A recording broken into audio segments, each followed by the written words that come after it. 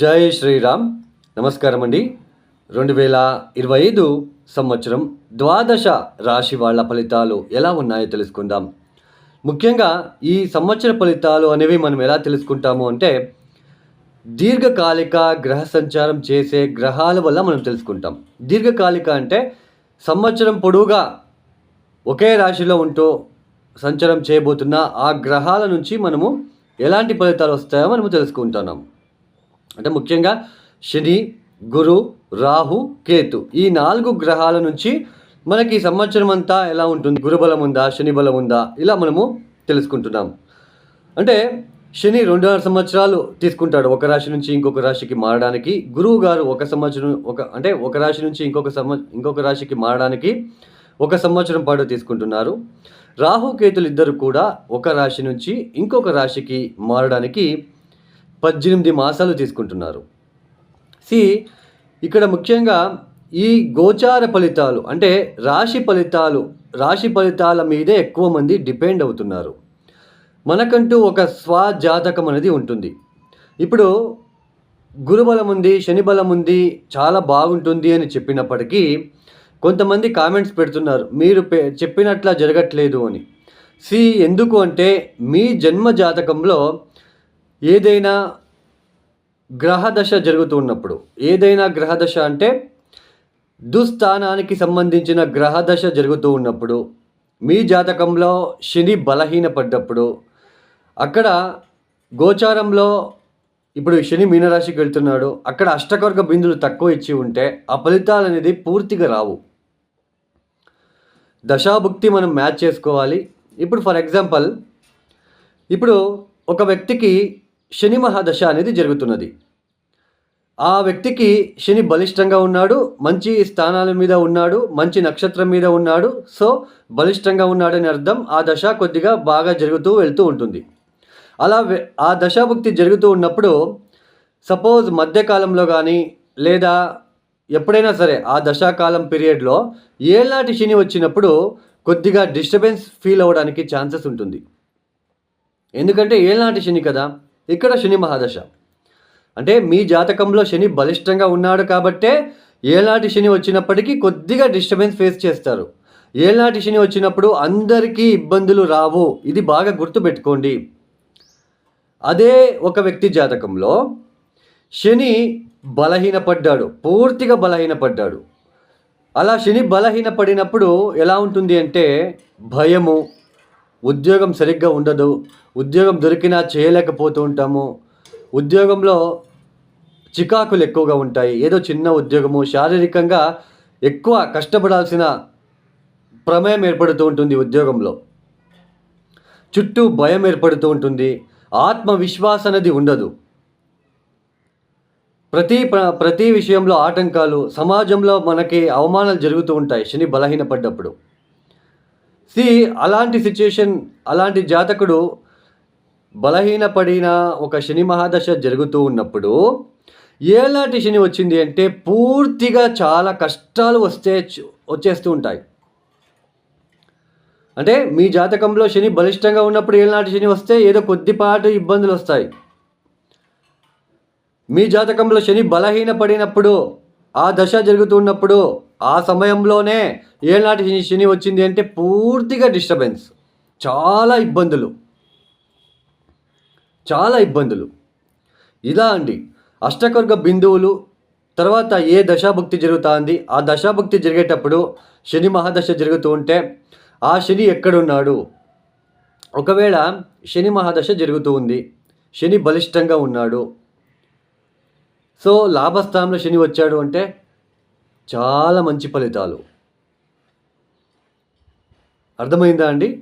ఒకవేళ ఒక వ్యక్తి జాతకంలో శని బలహీనపడ్డాడు, శని మహాదశ జరుగుతూ ఉంటుంది, ఉద్యోగం లేక ఏ చిన్న ఉద్యోగం చేస్తూ కష్టపడుతూ చాలా మానసికంగా, శారీరకంగా ఆత్మవిశ్వాసం లేకుండా ఇబ్బందులు పడుతూ ఉంటాడు. అలాంటి సమయంలో అలాంటి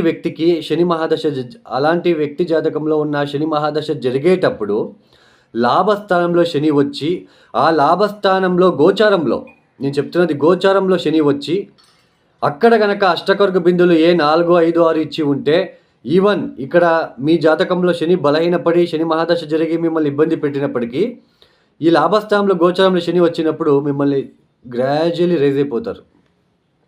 మంచి ఉద్యోగం దొరుకుతుంది ఆ సమయంలో. ఇది అండి, ఇలా మనం చూసుకోవాలి. ఇది మీకు అర్థమైందని భావిస్తున్నాను. మీరు అర్థం చేసుకోవాలి అనే ఉద్దేశంతోనే ఇది చెప్పడం జరిగింది.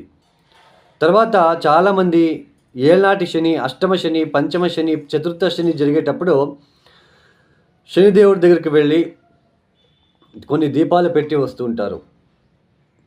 సో అలా మనకి ఎక్కువ శని ఇంపాక్ట్, శని నెగిటివ్ ఇన్ఫ్లుయెన్స్ జరిగేటప్పుడు కాలభైరవేశ్వరుని పూజించాలి. కాలభైరవేశ్వరుని ఎక్కువ తలుచుకోవాలి. కాలభైరవేశ్వరుడు టెంపుల్కి ఎక్కువ వెళ్ళాలి. కాలభైరవేశ్వరుడికి బూడిద గుమ్మడికాయ దీపాన్ని పెట్టాలి. నీలమణి వేసుకోవడము ఇవన్నీ అవాయిడ్ చేయాలి. ఏళ్ళనాటి శని, పంచమ శని, అష్టమ శని, చతుర్థ శని జరిగేటప్పుడు ఇబ్బంది పెట్టడానికి వచ్చి ఉంటాడు. మళ్ళా మీరు శనిదేవుడి దగ్గరికి సంబంధించిన వస్తువులని వేసుకోవడము, నీలమణి, నల్లబట్టలు వేసుకోవడము ఇవన్నీ చేయకుండా మీరు కాలభైరవేశ్వర ఆరాధన చేయాలి. అప్పుడే ఆ నెగిటివ్ ఇంపాక్ట్ తగ్గేది. సో గోచారంలో వచ్చినప్పుడు గురుబలం ఉంది, అయినా మాకు పెళ్ళి కావట్లేదండి, మీరు గురుబలం ఉంది, వివాహ యోగం అని చెప్తున్నారు, పెళ్ళి కావట్లేదు. వై? మీ జాతకంలో చెడు గ్రహాల దశ జరుగుతున్నప్పుడు, సో నెగిటివ్ ఇన్ఫ్లుయెన్స్ జరుగుతున్నప్పుడు ఇబ్బందులు ఉంటాయి. అక్కడ మీ జాతకంలో ఏ దోషాలు ఉన్నాయో వాటికి సంబంధించిన పరిహారాలు చేసుకోవాలి. చిన్న చిన్న సింపుల్ రెమెడీస్ వేళ్ళ కొద్దీ ఉన్నాయండి. చూడండి, అందరికీ హోమం వర్తించదు. అందరూ హోమం చేయించుకోగానే ఆ నెగిటివ్ ఇన్ఫ్లుయెన్స్ తగ్గదు. ఇది బాగా గుర్తుపెట్టుకోండి. జంప్ స్టోన్ వేసుకోగానే కోర్టు సంపాదిస్తాము, this is fake, this is wrong sentence. కొన్ని సింపుల్ రెమెడీస్ వేళ్ళ కొద్దీ ఉన్నాయి. ఫర్ ఎగ్జాంపుల్, చంద్రుడు అంటే ఏంటి? నీళ్లు, వాటర్. ఈ ఎండాకాలంలో వాటర్ అందించండి, లేని వాళ్ళకి వాటర్ ఇవ్వండి. ఎవరైనా వాటర్ అడిగితే కప్పులో పూర్తిగా ఇవ్వండి, అర్థం సగం ఇవ్వకుండా. సో ఇది అండి, ఇలాంటి రెమెడీస్ వేల కొద్దీ ఉన్నాయి. ఆ గ్రహము జలతత్వ రాశిలో ఉందా, అగ్నితత్వ రాశిలో ఉందా, భూతత్వ రాశిలో ఉందా, వాయుతత్వ రాశిలో ఉందా చూసుకొని మనము పరిహారాలు చేసుకుంటూ వెళ్ళాలి. సో ఇది అండి. సో ఇక 2025 మార్చి 30వ తేదీ శని భగవానుడు కుంభరాశి నుంచి మీనరాశికి వెళ్ళి సంచారం చేస్తున్నారు. తర్వాత గురువు గారు మే 13వ తేదీ వృషభ రాశి నుంచి మిథునానికి వెళ్ళి సంచారం చేస్తున్నారు. ఇక రాహు కేతులు మే 18వ తేదీ తర్వాత రాహు కుంభంలోకి, కేతు సింహంలోకి వెళ్ళి సంచారం చేస్తున్నారు. ఇక ద్వాదశ రాశుల వాళ్ళ ఫలితాలు ఎలా ఉన్నాయో తెలుసుకుందాం ఒక్కొక్కటే. ఇక 2025వ సంవత్సరంలో కుంభరాశి వాళ్ళ ఫలితాలు ఎలా ఉన్నాయో తెలుసుకుందాం. ఈ 2025వ సంవత్సరంలో కుంభరాశి వాళ్ళకి ముఖ్యంగా శని భగవానుడు మనకి 2025 మార్చి 30వ తేదీ తర్వాత ద్వితీయానికి వెళ్ళి సంచారం చేయబోతున్నారు. ఈ జన్మరాశి ఏదైతే మీరు 2.5 సంవత్సరాలు జన్మ శని నుంచి ఇబ్బందులు ఎదుర్కొన్నారో, అవమానాలు, వృథా అపవాదాలు, శారీరకంగా కావచ్చు, ఇటు మానసికపరమైన ఇబ్బందులు, తర్వాత వృత్తిరీత్యా ఇబ్బందులు, వ్యాపార రీత్యా ఇబ్బందులు, ఇవన్నీ కూడా మీరు చాలా ఫేస్ చేసి ఉంటారు. అయితే ఇక మీద జన్మ శని యొక్క దోషం తొలగిపోయి మనకి శని భగవానుడు ద్వితీయానికి వెళ్తున్నాడు. తర్వాత ఇక్కడ గురుగ్రహానికి చూసుకున్నట్లయితే 2025 మే 13వ తేదీ నుంచి చతుర్థ స్థానంలో ఉంటున్న గురువు పంచమానికి వెళ్ళి సంచారం చేయబోతున్నారు. అంటే ఈ ఒక సంవత్సరంలో ఈ రాశి వాళ్ళకి ఒక్క గురుబలము మిమ్మల్ని సేవ్ చేస్తుంది అని తెలుసుకోవచ్చు. ఇక 2025 మే 18వ తేదీ తర్వాత రాహు జన్మరాశికి రావడము, కేతువు సప్తమానికి వెళ్ళి సంచారం చేయడము. సో ఇవి ఒక గ్రహ సంచారం ఏర్పడుతున్నది. ముఖ్యంగా శని జన్మరాశిలో ఉన్నప్పుడు ఒకలాగా ఫలితాలు, ద్వితీయానికి వచ్చినప్పుడు ఒకలాగా ఫలితాలు ఉంటాయి. ఇప్పుడు ద్వితీయానికి వెళ్తున్నాడు కాబట్టి ఈ ఒక ఫ్యామిలీ రిలేటెడ్ కాస్త డిస్టర్బెన్సెస్ ఏర్పడడానికి అవకాశాలు ఉంటాయి. అంటే ఫ్యామిలీలో కొంతమందితో మీరు సరిగ్గా మాట్లాడలేకపోవడము, వాళ్ళతో మాట వదిలి మీ అంతకు మీరు ఉండడము, కొద్దిగా ఆర్థిక రీత్యా కొద్దిగా డిస్టర్బెన్సెస్ ఫేస్ చేయడం లాంటిది, కొద్దిగా వేళకు సరైన భోజనం చేయలేకపోవడం లాంటిది, ఇలాంటివి కొద్దిగా మీకు జరుగుతూ ఉన్నప్పుడు ఇప్పుడు మే 13వ తేదీ తర్వాత గురువు పంచమానికి వెళ్తున్నాడు. అంటే మీకు సంపూర్ణమైన గురుబలం అనేది రాబోతున్నది. ఇక్కడ ద్వితీయ స్థానంలో ఏదైతే ఇబ్బందులు మీరు ఫ్యామిలీ పరంగా చిన్నపాటి ఈ ఒక ఆకస్మికంగా డబ్బు పరంగా ఇబ్బందులు మీరు ఎదుర్కొంటూ ఉంటారో, ఇప్పుడు గురుబలం అనేది మిమ్మల్ని సేవ్ చేస్తుంది. సో మీకు ఈ శని నుంచి జన్మరాశిలో ఉంటున్న రాహు వలన, ఈ యొక్క సప్తమ స్థానంలో ఉంటున్న ఈ యొక్క కేతు వలన కొద్దిగా ఇబ్బందులు వచ్చినప్పటికీ, ఈ పంచమ స్థానంలో ఉంటున్న గురుబలం వలన ఆ డిస్టర్బెన్సెస్ మీరు మేనేజ్ చేసుకొని వెళ్ళే అవకాశాలు వస్తూ ఉంటాయి.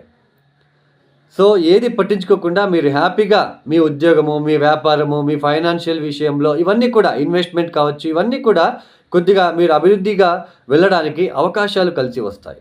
సంతాన రీత్యా మంచి ఫలితాలు ఏర్పడబోతున్నాయి మీకు ఈ ఒక పంచమ గురువు నుంచి. సో ఇలాంటివి తర్వాత పెళ్ళి కాని వాళ్ళకి పెళ్ళి అయ్యే సూచనలు ఇలాంటివన్నీ ఉంటాయి. ఇక్కడ జన్మరాశిలో ఉంటున్న రాహు వలన కొద్దిగా భయం అనేది ఏర్పడినప్పటికీ, సప్తమ స్థానంలో ఉంటున్న కేతు వలన కొద్దిగా మ్యారేజ్ లైఫ్లో డిస్టర్బెన్స్ ఉన్నప్పటికీ, ఈ పంచమంలో గురువు ఉంటున్నాడు కాబట్టి ఎటువంటి డిస్టర్బెన్స్ వచ్చినప్పటికీ అవి అక్కడికక్కడికే ఆగిపోవడము, మీరు మేనేజ్ చేసుకుంటూ వెళ్ళడము, బ్యాలెన్స్ చేసుకుంటూ మీరు ముందుకు సాగే ప్రయత్నాలు మీకు ఫలితాలు అనేది చాలా బాగా కలిసి వస్తాయని చెప్పుకోవచ్చు. మొత్తానికి కుంభరాశి వాళ్ళకి ఈ సంవత్సరం కొద్దిగా రిలీఫ్ అనేది కనిపిస్తుంది అనేది తెలుసుకోవచ్చు. జన్మరాశిలో ఉంటున్న శని మనకి నెక్స్ట్ ఇంటికి వెళ్ళిపోతున్నాడు కాబట్టి ఆ నెగిటివ్ ఇంపాక్ట్ తగ్గడానికి అవకాశాలు ఉంటాయి. అష్టకర్గ బిందులు చూసుకోండి. శని అక్కడ ద్వితీయ స్థానానికి ఎన్ని అష్టకర్గ బిందులు 0, 1, 2 ఇచ్చి ఉంటే కొద్దిగా డిస్టర్బెన్సెస్ ఎక్కువగా ఉంటాయి. 3, 4, 5, 6 అష్టకర్గ బిందులు ఇచ్చి ఉంటే పెద్దగా డిస్టర్బెన్సెస్ అయితే ఉండదు. తర్వాత పంచమ స్థానానికి ఇప్పుడు గురువు వచ్చాడు, గురుబలం వచ్చింది, బాగుంది అని చెప్తున్నాం. బట్ అక్కడ అష్టకర్గ బిందులు ఎన్ని ఇచ్చాడో చూసుకోండి. 4, 5, 6 ఇచ్చి ఉంటే ఎక్సలెంట్ పీరియడ్ అని మీకు చెప్పొచ్చు. ఆ తర్వాత దశాభుక్తి కూడా మీరు మ్యాచ్ చేసుకుంటే చాలా బాగుంటుంది. ఎందుకంటే దశాభుక్తి బాగా ఉంటే ఇక్కడ గోచరంలో పెద్దగా మీకు డిస్టర్బెన్సెస్ అనేది రాదు. ఇది బాగా గుర్తుపెట్టుకోండి. మొత్తానికి కుంభరాశి వాళ్ళకి 2025వ సంవత్సరంలో ఒక రిలీఫ్ అనేది కనిపిస్తుందనే తెలుసుకోవచ్చు. ఈ యొక్క కుంభరాశి వాళ్ళు తప్పనిసరిగా కొద్దిగా రాహుకేతుల శాంతి కాళహస్తిలో చేపించుకొని రావడానికి ప్రయత్నాలు చేసుకోండి. తర్వాత ఇక్కడ ప్రతిరోజు కూడా శివాలయానికి వెళ్ళి మీరు నువ్వుల ఒత్తులని వెలిగించడానికి ప్రదోష కాలంలో ప్రయత్నం చేసుకోండి. మానకుండా ఓం నమ శివాయ మంత్రం చదువుకోవడము, తర్వాత మృత్యుంజయ మంత్రం చదువుకోవడము, తర్వాత కాలభైరవేశ్వర గాయత్రి మంత్రం చదువుకోవడము, తర్వాత గురువారం కూడా దత్తాత్రేయ లేదా రాఘవేంద్ర స్వామి దర్శనం చేసుకోవడము చాలా మంచిది. ఈ ఒక వీడియో మీకు నచ్చితే లైక్ చేయండి, షేర్ చేయండి, సబ్స్క్రైబ్ చేసుకోండి. సర్వే జనో సుఖినో భవంతు. ధన్యవాదములు. జై శ్రీరామ్.